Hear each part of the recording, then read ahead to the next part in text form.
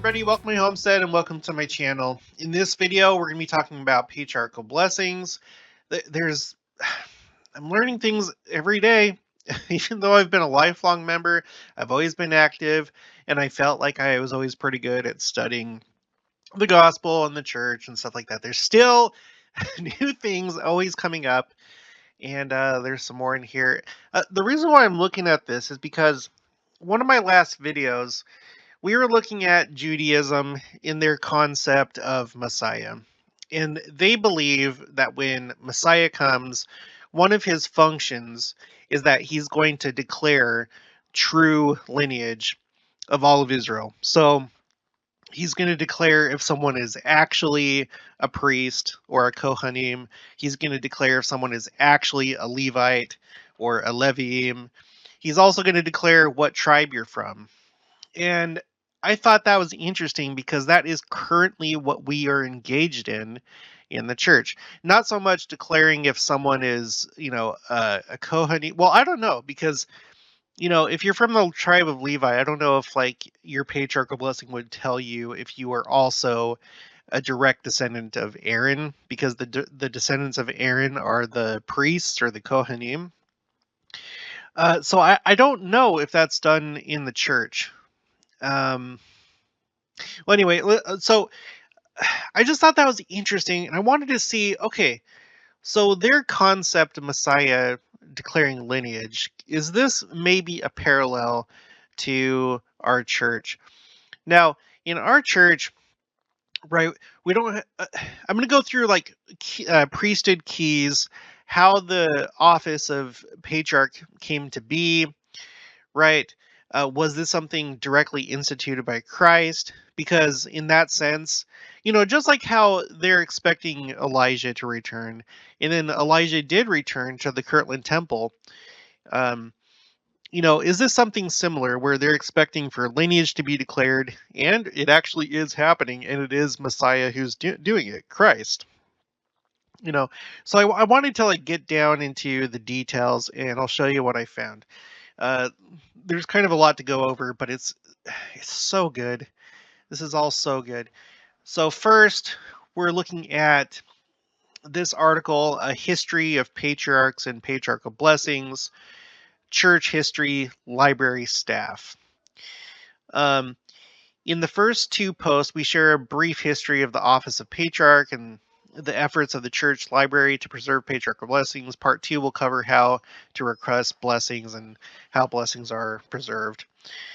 Okay, so one of the largest and oldest collections in the church history library is the Patriarchal Blessing Collection, which spans nearly the entire history of the church. Okay, so this is where your patriarchal blessing goes. You get a copy, and then another copy goes to the church history library. And I've wondered before if at all, if there's been any sort of effort to kind of get the stats on how many people we have from each tribe. I would think that that would be something that maybe the First Presidency, Quorum of the 12 would want to monitor or see. I know that if I was prophet, I would want to know those numbers. I would want to have the pie chart. Now, in case you're new, I just want to show you something. I brought this up recently as well. Sorry, I have to do this. Okay, click on that. On Google Forms, okay, they have a thing where basically you can do questionnaires. You can send the link to people to take the questionnaire. And I decided to do an anonymous questionnaire to my viewers and subscribers. I wanted to do an anonymous questionnaire to find out what tribe you're from. I got 483 responses. Of course, this probably won't match up with, the church-wide statistics, but it might be similar. I think it probably is pretty similar proportion-wise. We have 90, from my questionnaire, 91.5 were from 91.5% were from Ephraim. 4.4% were from Manasseh. And then you have other ones that responded. Um, let's break it down by each tribe. So the vast majority were from Ephraim. That's probably what you would expect. I would have thought that more would have been from Manasseh, like Manasseh would have been a larger percentage, and maybe church-wide, maybe that is the case. I don't know. But you got Benjamin, Levi, you know, we have some people that say that they're just from Joseph and not assigned to Ephraim and Manasseh. So apparently that's something that happens.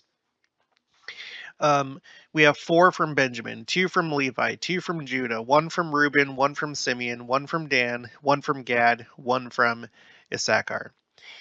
Okay, so going back here, I would love to know if the church has like the official numbers, the official pie chart of how many there are and where. Wouldn't it be really cool to map that out? I wish I could run some kind of study like that.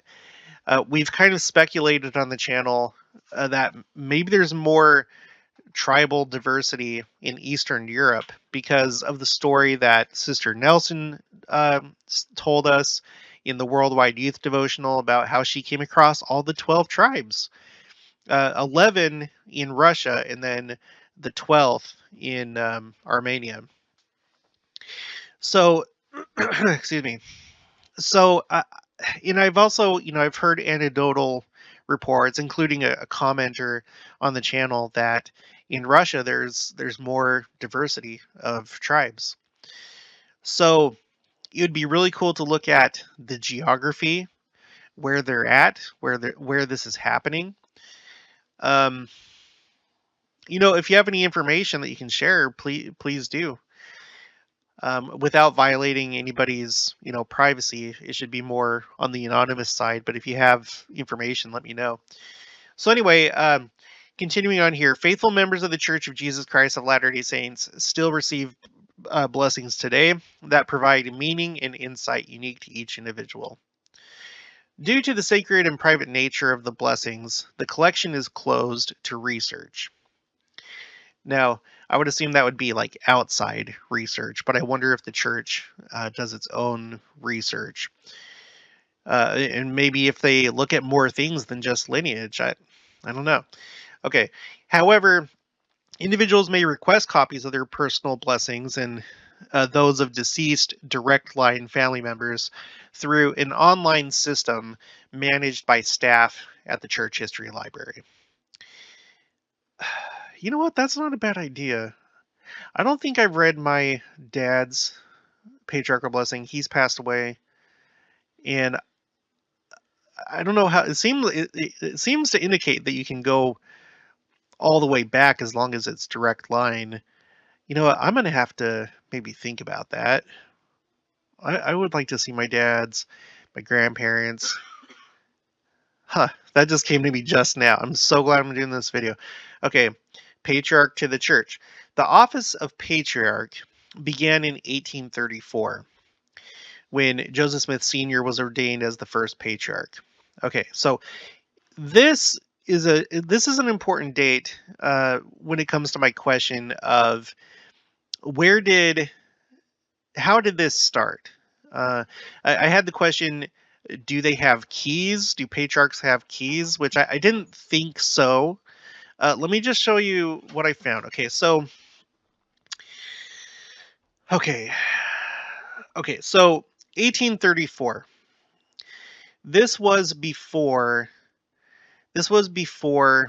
the Kirtland Temple, where Moses, Elias, and Elijah came to give their keys. Because before doing this video, I was like, is it at all possible that the keys that Moses returned or gave to Joseph Smith, since his keys have to do with gathering Israel, could it be that those keys are the same keys that are used for patriarchal blessings? Because as we actually gather them to the church, this is kind of another part of the gathering, is identifying their lineage. Well, it doesn't seem that that's the case, because this uh, this happening right here, the Moses, Elias, Elijah story, this happens, or not story, but this happened in 1836. Okay, so that's 2 years after Joseph Smith Sr. Um, became patriarch. So it wasn't because of the keys that Moses restored. So the question then becomes, I looked into some other things, and none of this should shock anybody. But okay, before Christ was crucified, he gave the keys of the priesthood to Peter, James, and John. This was done on the Mount of Transfiguration. However, in the centuries that followed the death of the apostles, these keys were lost. And before men could exercise the priesthood again, these keys had to be restored. For this reason, the Lord sent Peter, James, and John to the prophet Joseph Smith to restore the Melchizedek priesthood and the keys of that priesthood. Okay, so there are many keys that came through Peter, James, and John. However, so excuse me. Okay, I have to remember. Okay, so you had like these initial keys that were restored through Peter, James, and John, and this was about 1829. So this was before Joseph Smith Sr. became patriarch, and Joseph Smith Sr. became patriarch before the Kirtland Temple when Moses came. Okay, so it seems that this office, this authority, came about as a result of Peter, James, and John restoring keys to the prophet Joseph Smith. Does that make sense? So Peter, James, and John, and then our first patriarch, and then after that, Moses, Elias, Elijah. Okay. Um, Now, as far as priesthood keys go, who has priesthood keys? Priesthood keys. Now, I searched, as much as I possibly could, and this seems to be what I could find. Okay, who has priesthood keys? Temple presidents, mission presidents, stake presidents, district presidents, bishops, branch presidents, and quorum presidents, including deacons and teachers' quorum presidents. What is the difference between holding keys and having a calling? Having a calling means having responsibilities. Holding keys means presiding over and directing the work of the priesthood. Now, this article is dated. This is from 2012, so we no longer have young men presidents. The bishop is now filling that role. So, so this is back in 2012.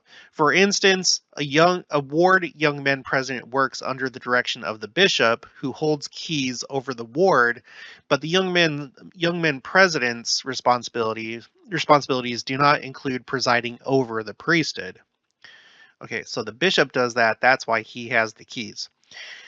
So he does not receive keys. The keys to direct the work of the Aaronic priesthood in the ward belong to the bishop, the teacher's quorum president, and the deacon's quorum president. Now, we were kind of looking at this. I already forgot what we were reading, but essentially what you have is you have the priest's quorum, which would correspond with the Kohanim. Okay, modern day Judaism, they have a class of individuals that are descended from Aaron. They're the priests or the Kohanim. Okay, and then the Levites. So the Kohanim, the descendants of Aaron, correspond with, in our church, the office of priest. Okay, priest, Kohanim, and then the Levites that had the lesser responsibilities would correspond with the deacon's quorum and the teacher's quorum. I already forgot where but just go back a couple videos and I'll show you the source. I can't remember, but so that's interesting, right? That's interesting. And then the bishop The bishop is an office within the Melchizedek or within the Aaronic priesthood. Bishop is an Aaronic priesthood office, but even though it's the Aaronic priesthood, the bishop is ordained a high priest.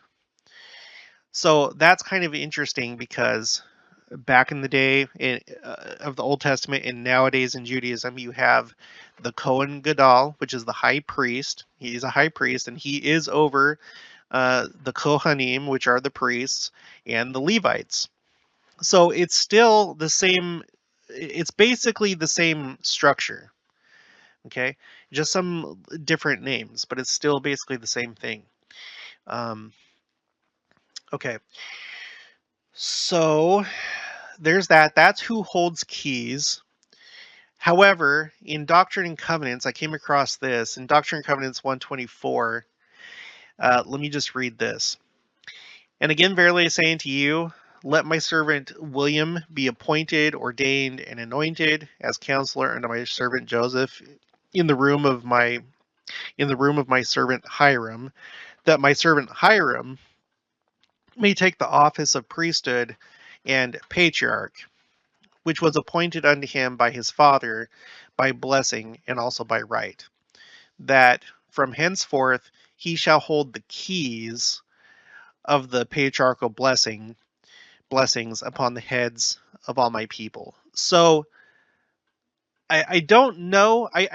I'm even though it says it here, I don't know if this is actually referring to actual priesthood keys or if this is just kind of being used as a term of like, okay, he now has the right of being a patriarch. He has the responsibilities. So I don't know if here keys is being used as responsibilities or if this is actually talking about priesthood keys. But whenever you look through your church literature, you never really see the patriarch. Um, it's never said anywhere that the patriarch holds keys. And by this definition here, he's not overseeing. Um, he's not presiding over or directing the work of the priesthood per se. Temple presidents are, because there are priesthood ordinances that are done in the temples. Mission presidents are because um, they're over basically missionary work and baptisms, right? So you get the point. So sorry, I don't want to get too much into the minutia, but I'm still a little bit unclear with that. But if I had to guess, I would say that patriarchs do not hold the keys. However, that office came as a result of just the restoration and the patriarch, the Melchizedek priesthood being restored. And the reason why I say that is because, okay, in this article you have the different offices of both the Aaronic priesthood and the Melchizedek priesthood. So just as a review, in the Aaronic priesthood we have deacon, and then teacher, and then priest, and then bishop. Okay, and then offices of the Melchizedek priesthood, you have elder, and that's currently what I am. I wish I was a high priest, but that day will come at some point. Elder, and then high priest, and then patriarch. Now it's interesting that they list patriarch above high priest. I'm assuming that that's what it is. Here in this description, it talks about how patriarchs are also ordained high priests. So, so you have to be in order to be a patriarch, you also have to be a high priest. And then after that, 70, and then apostle. Okay. So those are the offices of the priesthood. It's the priesthood organization. Okay. So let's go back here. Okay. So the office of patriarch, and it is an office. We just saw that. The office of patriarch began in 1834 when Joseph Smith Sr. was ordained as the first patriarch. His responsibilities were to provide patriarchal blessings and bestow blessings to the fatherless. Through the years, the office has been known by many names: patriarch over the whole church, patriarch of the church, presiding patriarch, and Patriarch to the Church. Patriarch to the Church became the official title in 1845. Patriarchs to the Church continued to be called well into the 20th century. Uh, that's interesting. That's the 1900s, the 20th century. During the October 1979 General Conference, the office was discontinued due to the increased number of local stake patriarchs. So, if you're old enough to remember this, feel free to put your memories down in the comments because I'm assuming that before this point, there you did have like it says here, you did have local stake patriarchs. I don't know when that began. Oh wait, it says right here, the calling of local patriarchs began in 1837. So, what was it exactly that the patriarch to the church did? You know, if you're like in the year 1960, what did he do? Um, you know, was it something kind of like the presiding bishopric, where you have the presiding bishopric? They have very specific responsibilities, um, primarily like the finances and stuff of the church, is my understanding. It's almost like they're like the accounting branch of the church. Uh, Not really, but they do a lot of that kind of stuff. So anyway, let me know if you know. I was not around at that time, so I have no idea. Um, Eldred G. Smith, who was serving as patriarch to the church at the time, was honorably released from the calling and given emeritus status. So he was the last patriarch to the church. Okay. Local patriarchs. The calling of local patriarchs began in 1837 when Isaac Morley was called as the first local patriarch. Um, I'm going to skip down. A member of the Quorum of the 12 approves the call of each patriarch. Okay. Blessing history. Okay, today blessings are given in private meetings that include the patriarch, the blessing recipient, and in some cases, close family members. In the early days, blessings were provided in quote unquote blessing meetings. Sorry, there's the daily siren. It's noon at the time that I'm recording this. Um, wherein many families gathered and multiple blessings were given. Blessings were recorded by a scribe, and the copy was given to the recipient, who then determined whether they wanted the patriarch to keep an official record of the blessing. If the recipient decided to share their blessing, the scribe would borrow the blessing to record it in a book, which became part of official church records. In some cases, church members would opt out of contributing a copy of their blessing. Initially, patriarchs did not submit blessings to the church. Each patriarch kept his own records of the blessings he gave. In 1856, the church historian's office was established, and it is believed that some patriarchal blessings were stored within the archives at that time. Now, this is kind of weird right here. It is not known when it became a requirement for patriarchs to submit blessings to the church archives, but it is estimated to be sometime in the 1920s. Okay, so for like about 100 years now, it's been required. Um, Today, patriarchs regularly submit blessings they have given to the church history library. Those who submit blessings online submit each blessing individually. When patriarchal blessings are received, the church history library preserves them in multiple locations and formats to ensure their security and preservation. So I'm assuming they probably have, a copy in the main building. They probably also have it in the vault up in the canyons. The church has a vault up there for the preservation of records that's in the mountain. Um, which I actually want to do a video about things like that. We recently went to this place called Stratica, which is an underground salt mine here in Kansas, and it was really cool. I want to share the pictures, but I want to do a video, I think, about things underneath the earth, including just anything underneath the earth that has to do with the church. everything, the gold plates, records, everything. So, that one's going to be in the works. So, okay, so that's the history of patriarchal blessings. Let's take a look at these pictures real quick. Hiram Smith, second patriarch to the church. So that's Hiram Smith. John Smith, third patriarch to the church, right here. And if I remember, I read it somewhere just a minute ago. I don't know where, but he, I think, was the uncle of Joseph Smith.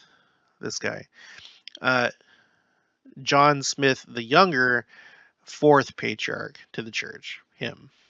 Okay. Okay. So so we got the offices, the Melchizedek priesthood being restored, who holds the keys. Sorry, got a little sidetracked here. What we're looking at here. Okay, that's the stake patriarch. Okay, now I wanted to read some of this. This was given in the priesthood session of General Conference, October 2002. This is by President Boyd K. Packer, acting president of the Quorum of the 12 Apostles at the time. It's called the Stake Patriarch. Now, there were interesting things in here. Okay, so, all right, I'll read the little story up here. 58 years ago, I knocked on the door of J. Roland Sandstrom, Patriarch of the Santa Ana, California stake, with a recommend from my bishop to receive a patriarchal blessing. We had never met, it would not meet again for 14 years.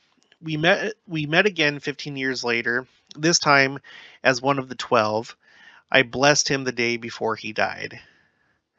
The blessing was delivered by mail to my barracks at an Air Force base where I was stationed. I did not know then, as I know now, that a patriarch has prophetic insight, that his blessing would be more than a guide to me.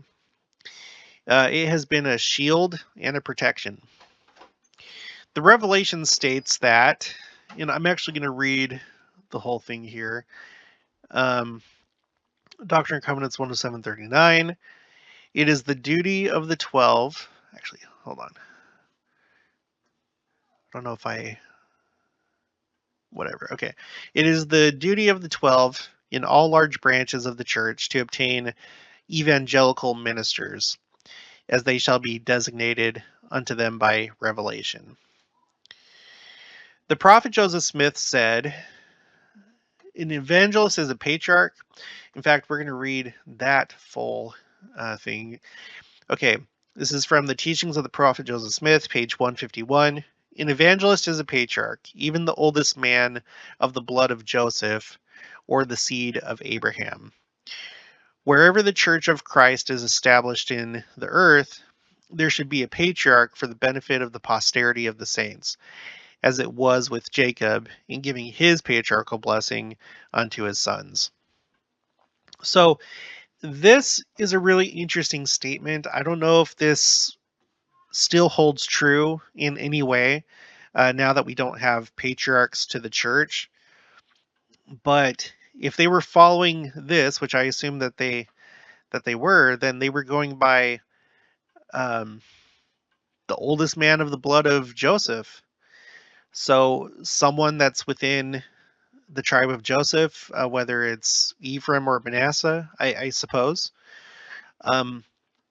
I don't know that that's still the standard today, that of course it doesn't have to be the oldest man, but I wonder if patriarchs have to be from, Ephraim or Manasseh. I haven't heard anything like that. And again, this may only have applied to the patriarch to the church. So maybe this is no longer relevant now that we don't have that calling. Okay. The scriptures speak of three kinds of patriarchs: fathers of families, the prophet leaders of ancient times, so the patriarchs like Adam, Seth, Enoch, Methuselah, the patriarchs, and the stake patriarch, an ordained office in the Melchizedek priesthood. The father is patriarch to his family and can and should give father's blessings to his children. Until a few years ago, every stake patriarch was called and ordained by a member of the Quorum of the 12 Apostles. Okay, so this is in 2002. So I don't know at what when that ended, but that's interesting. When the number of stakes increased, this responsibility was delegated to the stake president. Like the other offices in the Melchizedek priesthood, elders, high priests, 70s, and apostles, the stake patriarch is ordained rather than set apart. So it's an office. It's not a calling. It's an office. The stake president submits a name to the quorum of the 12 apostles. Okay, each name is carefully and prayerfully considered. Once approved, the patriarch is sustained in stake conference, then ordained. So it's still not, it's not just the stake president that makes the decision. The quorum of the 12 are still involved in this. It's just that the responsibility has been delegated, but the stake president still sends those names to the 12. So they still have a hand in this. Okay, once approved, the patriarch is sustained in stake conference, then ordained. He then, with prophetic insights, will pronounce blessings upon the heads of those who come recommended by the bishop of their ward. There is a publication, information and suggestions for patriarchs. It instructs the stake president and the patriarch about this sacred office. Now, I didn't work too hard to find that. I didn't find it. I don't think it's on the church website. Maybe it is, but it didn't come up in a search.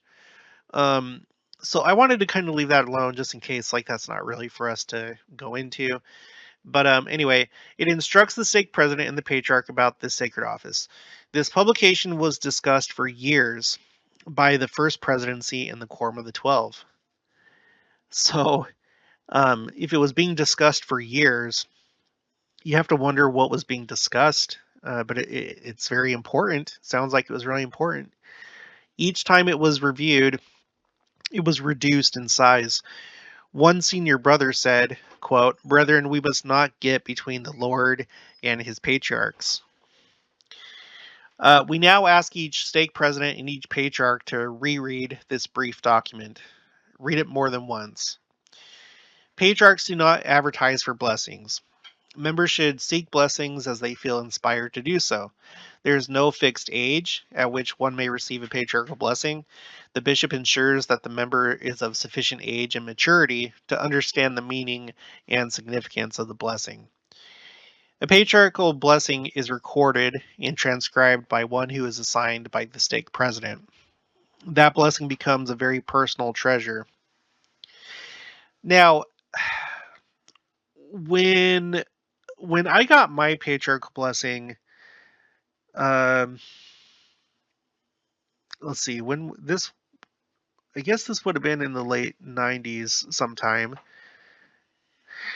I don't remember so basically the patriarch, he recorded it on a tape recorder, and then I think he himself transcribed it and then submitted it. So I'm not sure that in my case there was someone who was assigned by the stake president to transcribe the blessing, but anyway, except for members of the immediate family, we should not permit others to read our blessing, nor should we ask others to interpret it. Now, this is something that we should really keep in mind. Sometimes we really want to know what it is that our patriarchal blessing is saying. Sometimes there's just tantalizing details in there that imply certain things, but we should take this advice here, this instruction to not let others read it and don't ask others to interpret it. And I would say one reason why, there's probably many reasons why, but one reason why is because even within the church, you have tares. There are wheat and there are tares. So if you were to share your blessing with a tare is someone that's probably going to be more on the prideful side. Um, they may not even really believe in the church. Even though they go to church, they may be doing it for other reasons. Um, but if you have like a toxic individual that they live their life in a way that they're competing with everybody, they want to be the best, or they don't want you to outdo them. uh, if you share that with a toxic individual, they're probably going to give you a faulty interpretation. Not that they would be able to interpret it in the first place, but they would probably try and diminish what's being said in your patriarchal blessing. So, because sometimes it's hard to tell wheat from tares in people that really don't have your interest at heart, and that could be family members. It takes practice to like understand who these people are, what toxic behavior looks like, but yeah, you should be careful. Okay, so when the 12 called and ordained patriarchs, we shared experiences. We learned the Lord has a special interest in the patriarch who holds a unique position in the church. Now, that's an interesting little paragraph right there. When the 12 called and ordained patriarchs, we shared experiences.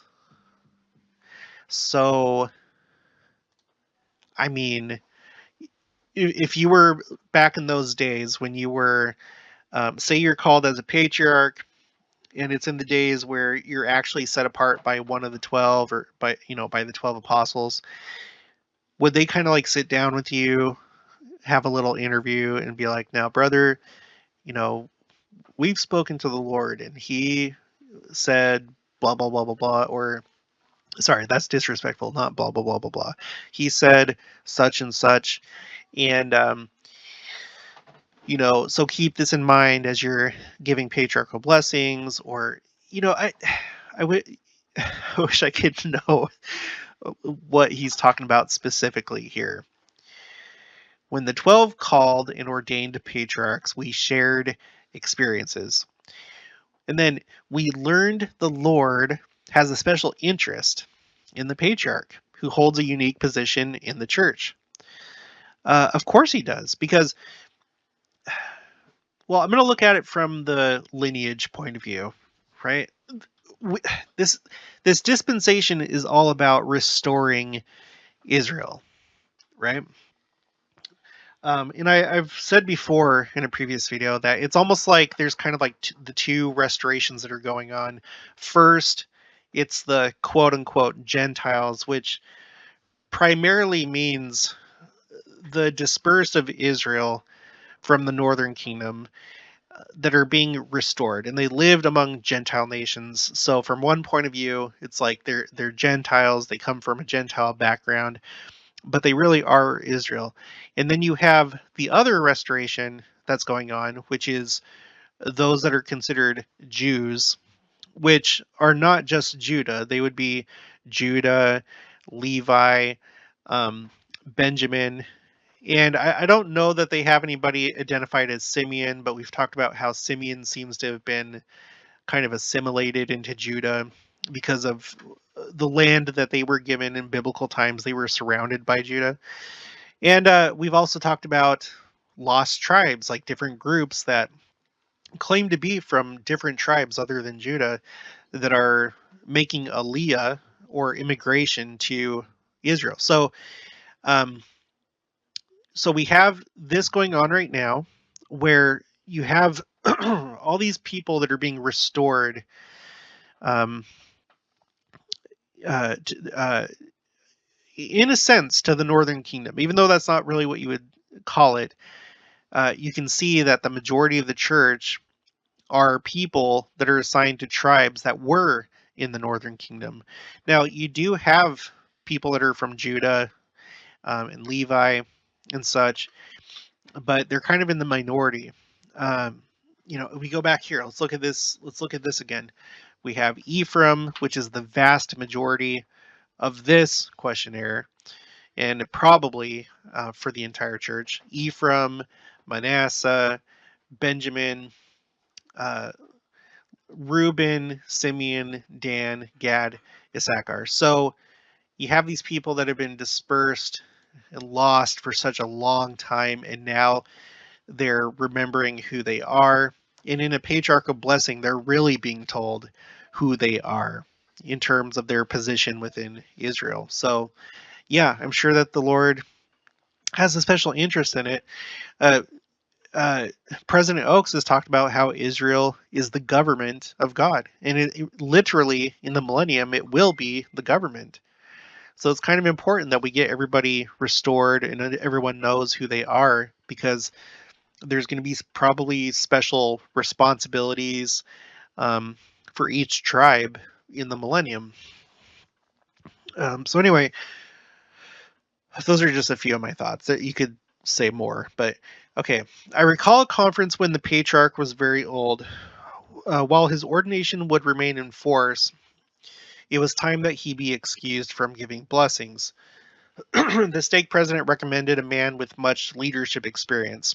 However, I did not get the feeling that he should be the patriarch.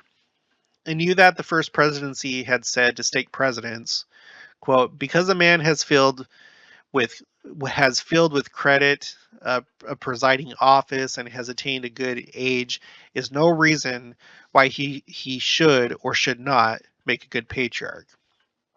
He should be one who has developed within him the spirit of the patriarchs. In fact, this should be his leading characteristic, a man of wisdom, possessed of the gift and spirit of blessing as well. End quote. As the evening meeting was about to begin, an older man came partway down the aisle and, unable to find a seat, went to the back of the chapel. He was not quite as well dressed as most of the others and obviously had spent much time out of doors. I whispered to the stake president, "Who is that man?" Sensing that, sensing what was on my mind, he said, "Oh, I don't think he could be our patriarch. He lives at the far edge of an outlying ward and has never held any leadership in a bishopric or high council." He was invited to give the opening prayer, and he had said but a few words. Then the confirmation came, as it does by revelation. This is the patriarch. As I recall, he had 6 sons and 1 daughter. The youngest was then serving a mission, and as had his older brothers, who were married and scattered about the country, all serving faithfully in the church. "What about your daughter?" I asked. "Oh," he said, "you have met her. She is the wife of a counselor in the stake presidency." I thought, a patriarch. This man is a patriarch indeed. Before the general session, I met the aging patriarch in the foyer and said, "We're going to give you some help today." He said, "Oh, thank you. I would appreciate that very, very much." I said, "Let me give you the name of the new patriarch. Then you and I and the stake president will be the only ones who know." When I named the man, he was startled and said, "Isn't that interesting?" I saw among the people coming into the building and said to myself, "Wouldn't he make a wonderful patriarch?" Uh, it was an inspiring confirmation from the old patriarch. There's nothing like this office in all the church or in all the world. Stake presidents must provide very carefully special watch care over the patriarch. You should have him sit on the stand and be recognized. Now, I'm not sure if I've ever seen that happen. Maybe it's kind of ringing a bell. I'm not sure. Have you ever seen that where a patriarch was on the stand and recognized? Let me know in the comments. On regular occasions, perhaps twice a year, you should interview the patriarch and read some of his blessings. Now, this is something I didn't know that's something that should be done. Remind him that each blessing should be individual and special to the member. The periodic reading of blessings must not be neglected by the stake president. I once ordained a patriarch who was overcome with the responsibility. For months, he could not get himself to give a blessing. Finally, he asked his stake president if he might write a paragraph as a model introduction to any patriarchal blessing. The stake president approved. So, basically like a boilerplate type thing, like a standardized introduction. Later, he told me this. When the first young man came for a blessing, because I had memorized this prepared introduction, I felt comfortable. I laid my hands on his head, and I did not use one word of it. That day, I learned whose blessings they are. They are not my blessings, but are dictated by the Spirit. That's really cool. That's really cool. It has been said that a patriarchal blessing is a paragraph, a quote, a paragraph from the book of your possibilities. If we read our patriarchal blessings, we will see what the spirit of prophecy. See, we will see what the spirit of prophecy has held up to us as what to each of us can become. End quote. What's that from? Let me look at the footnote. That's from Harold B. Lee, Stand Ye in Holy Places, 1975. An essential part of a patriarchal blessing is the declaration of lineage. Excuse me. By careful study of the scriptures, a patriarch becomes familiar. I'm so sorry. My gosh. A patriarch becomes familiar with the patriarchal order. He learns the destiny of the tribes of Israel. Now, I don't know if that's talking about like each individual tribe. There's like an abundance of information when it comes to um, Judah, Levi, Ephraim, Manasseh. But when it comes to the other ones, not so much. And I've started a playlist. I'm going to show you right now. You go to my channel. I've started like a bunch of different series on my channels, and believe me, I'm going to complete them. But if you come over to playlists right here, when you're on my home screen, go to playlists. And then you go to created playlists. Okay, this shows you all my playlists. I have a lot of playlists. And I have one that's dedicated to the tribes of Israel because I want to learn as much as possible about each individual tribe. I'll have to do Control F to find it because I have so many playlists. Okay, it's this one right here, the 12 tribes of Israel. Okay, I'm going to click on View Full Playlist. So far, we have done Reuben and Simeon, and I'm going to do them all. I'm going to do each and every one because there are unique characteristics to each tribe. There are symbols and colors associated with each tribe. Animals, well, not necessarily animals, but they like I don't want to say a coat of arms, but basically kind of like a heraldry type thing associated with each tribe. Symbols. And there's this apocryphal book called "The Testimony of the Patriarchs," and supposedly it's supposed to be what each of the 12 sons of Israel said um, before they died. And it usually gives kind of like a life lesson of looking back on their mistakes, and then they advise their children not to make the same mistakes. And, you know, uh, so I read out of that for each one of these. So we've read from the book, not the book, but the chapters that have to do with Reuben and Simeon, and they're really touching. And whether they're fiction or not, it leaves you with a good feeling, and you leave feeling that or hoping that that's actually what their attitudes were at the end of their life. It's really touching. So anyway, I'm going to continue this playlist. We're going to do them all. Anyway, as a stake patriarch, um, I don't know if you're a patriarch. Let me know. Do you study these things in depth? Um, if you're able to share, well, first of all, let me know if you're a patriarch and if you're watching this channel, and if so, do you see very much of the other tribes outside of Ephraim and Manasseh? Oh, and by the way, if you want to participate in this questionnaire, it's ongoing. It's not like it's closed. So I'll put the link in the description below, and then you can put your response if you want to add on to the questionnaire. Okay, the brethren have taught, quote, in giving a blessing, the patriarch may declare our lineage. That is, that we are of Israel, therefore of the family of Abraham, and of a specific tribe of Jacob. In the great majority of cases, Latter-day Saints are of the tribe of Ephraim, the tribe to which has been committed the leadership of the Latter-day work. Whether this lineage is of blood or adoption does not matter. Now, let me say, though, that we have, I'm going to look this up too.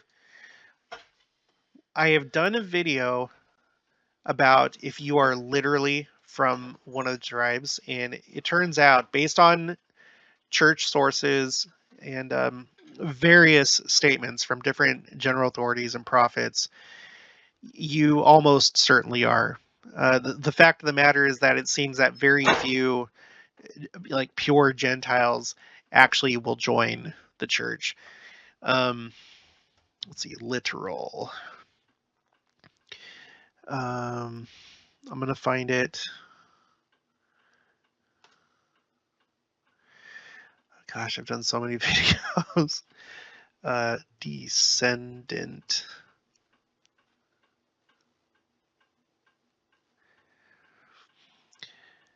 I'll find this later. I'll find it. Let's see. Hold on. Are you? Come on. I'll find it and I'll put it in the description. I just like to do it now so I don't forget about it, but I'll just leave this page up and I'll know what I was doing.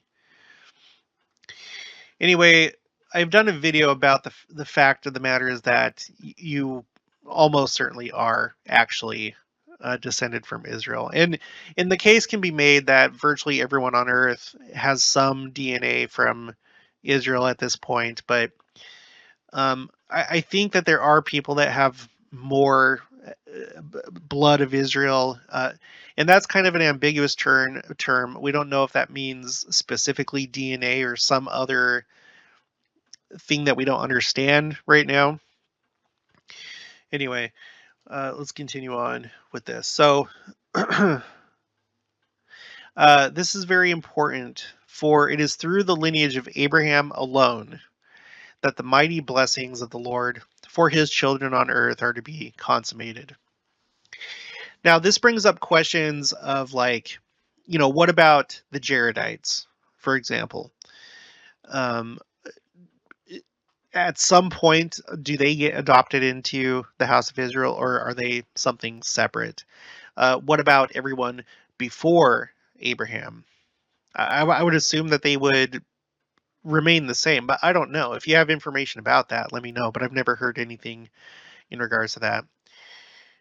Okay, quote, then the patriarch, looking into the future, enumerates the blessings and promises, some special, others general, to which the person of the proper lineage is entitled, and through his authority seals them upon him, so that they may be his forever through faithfulness. End quote.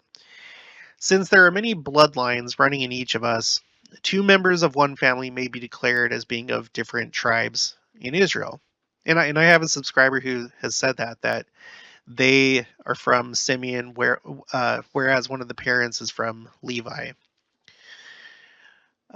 Which is interesting because, again, we were just talking about how modern day Judaism, the majority are from Judah, Levi, Benjamin, and most likely Simeon. So that's an interesting thing that person is, their family has Simeon and Levi. A patriarch may give patriarchal blessings to his own children, grandchildren, and great grandchildren who come recommended by their bishop. When we receive requests for exceptions, for one to receive a blessing from an uncle or some favorite family friend, we invite them to follow the order and receive their blessing from the patriarch in their own stake. In mission districts or in stakes where there is no patriarch, members may receive a recommend from their bishop or branch president to a patriarch in an adjoining stake. Occasionally, a member may feel that their blessing is somewhat less than expected, but as time goes on, they will recognize the power of revelation in it. Sometimes someone will worry because a promise made in a patriarchal blessing is not yet fulfilled. For instance, a blessing may indicate that a member will be married and they do not find a companion. That does not mean that the blessing will go unfulfilled. It is well to know that things happen in the Lord's due time, not always in ours. And you guys, when it comes to this, we have to keep in mind, that the millennium is going to be a really important time when it comes to families, marriages, sealings, um, adoptions, and restructuring of families. Okay, so that's something that we need to keep in mind. Things of an eternal nature have no boundaries. From the premortal existence to our existence beyond the veils of death, our life is an eternal life. Circumstances such as advancing age and infirmity, moving out of the stake, or a call to serve a mission may require that the stake president recommend to the quorum of the 12 apostles that the patriarch he be honorably excused from active service. President Harold B. Lee told of calling a patriarch. He and the stake president had gone to the man's home. He had been out with his sons on the welfare farm all day and was tired and weary and covered with grime. President Lee said, quote, "I made him more weary when I told him what I had come for, that he was to be called as the patriarch to the stake." After the morning session of conference, where the man had borne a remarkable testimony, they went to a basement office. The stake president's wife was present and wrote to President Lee, quote, "As you walked over to put your hands on his head, I thought to myself, he is a man with whom we socialize. We have gone on trips with him to dances. Now part of his responsibility is to declare the lineage from which each one has come in these blessings. He hasn't been a student of ancient languages. How is he going to know?"